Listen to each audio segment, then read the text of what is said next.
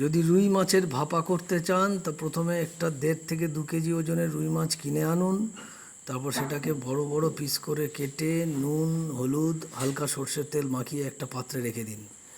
তারপর একটা স্টিলের বাটির মধ্যে 2 চামচ পোস্ত বাটা, 1 চামচ কালো সর্ষে, 1 চামচ সাদা সর্ষে একসাথে মিক্সিতে পেস্ট করে তার মধ্যে দিন। তার মধ্যে একটু কাঁচা সর্ষের তেল, আপনি যতগুলো লঙ্কা পারবেন চিড়ে দিয়ে দিন। 3 থেকে 4খানা লঙ্কা দিলেই হবে, কাঁচা লঙ্কা চিড়ে দিয়ে দিন। তারপরে মাছগুলো এই বাটির মধ্যে দিয়ে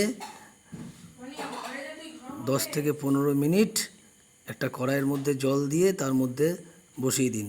15 মিনিট পরে জিনিসটি ফুটে গেলে আপনি কড়াই থেকে নামিয়ে নিন ও তারপর খেয়ে দেখুন কীরকম লাগলো। আমাদেরকে বলবেন, কমেন্ট করে জানাবেন। ভালো থাকবেন, ভালো রাখবেন সকল বন্ধুরা।